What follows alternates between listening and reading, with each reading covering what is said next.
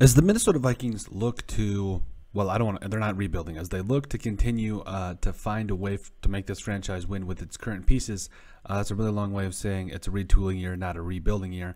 There's one player in particular that I think really needs to be on the top priority of this entire list. And no, it's not a Kirk Cousins extension because I've heard that to help out, kick out the dead money. Listen, I wouldn't mind keeping Kirk around for a little bit longer, especially as you look for a franchise quarterback that's going to be your long-term answer. But a guy like Danielle Hunter needs to be the top priority. He's a guy that, every time he steps on the field, every time you just watch him, you know something big is going to happen. And I think Danielle Hunter's a guy that also you build a defense around him, because we have seen what this league has become. It's a passer, get the passer type league. And if the Vikings just let easily their best pass rusher just walk out the door, we've got major problems from the top to bottom. So I obviously, they're going to probably do some restructuring. They're going to look to see what they can do long term to bring on. And I think, I do think Danielle Hunter would not mind staying, just from the way that he has portrayed himself, the way that he carries himself. He looks like he wants to be a part of this organization. Otherwise, I don't think he would have reworked his deal this year. Obviously, he did get a raise, but overall, he deserves it. It's Danielle Hunter. He's the best, at least one of the best defensive ends in the entire NFL. And plus, you got this new defensive system coming in. You're probably going to run a mixture of a 3-4 and a 4-3 defense. Danielle Hunter could be a stud as a 3-4 outside linebacker. I don't know of a tackle that would want that matchup with Danielle Hunter standing up on the outside. Just good luck.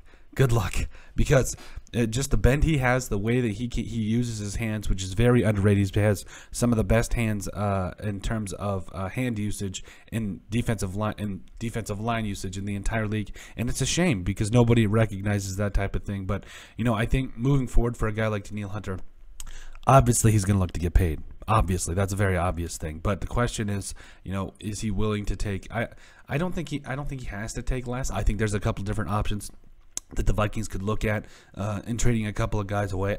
I don't know if at some point it comes down to trading a guy like Dalvin Tomlinson away or Michael Pierce or any of those boys. I wouldn't love it, but at the same time, this defense is rebuilding. There's a lot of good defensive tackles in this draft that I trust, and also I think there's a lot of different things you can do. I don't know why the Vikings, even though they had Dalvin Tomlinson and Michael Pierce last year, they couldn't stop the run. Didn't matter. It wasn't as bad when they were in, but it was not as easy for them to stop the run, and it was kind of a shame. But overall, I put that on coaching. I think with a new front office and head coaching staff and entire coaching staff in the building, I think this entire defense is going to be juiced up. They're going to be ready to play. You still got guys like Eric Kendricks coming back, Harrison Smith, and I think, could they re-sign Anthony Barr too to be more of an outside linebacker as well? I'd like to see that. I actually really would. I think he would be probably, I don't want to say better suited for a 3-4, but I think he would definitely do very good things in a 3-4 defense, and he would benefit very much from being able to just go after the passer. No more of this pass coverage stuff. Just let him go after the passer. Let him try some things because I think he could be a big problem in that department. So moving forward, yes, the Vikings have guys like Tyler Conklin. They need to figure out what they're going to do with Kirk Cousins and his giant contract. I think those are definitely big needs. But moving forward, Danielle Hunter needs to be the top priority for the Minnesota Vikings as they head into free agency and the draft, because he's Danielle Hunter. Just give this man a raise. Let him, let him eat for the next 5-6 years.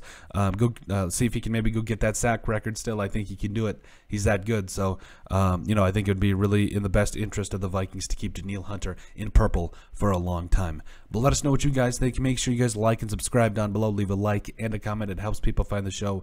We greatly appreciate all the support that we've gotten and continue to get. You guys are all truthfully awesome. We love every single one of you. In the description down below, you'll find all of our social media platforms. So give us a like and a follow there. We would greatly appreciate it. Also, remember to give us a listen and sub on iTunes. And finally, if you have anything else you'd like us to cover, send us an email at thesportsbp@yahoo.com or put it in the comment section down below, and we would love to cover it. But let us know what you guys think about Danielle Hunter needing to be the top priority for the Minnesota Vikings.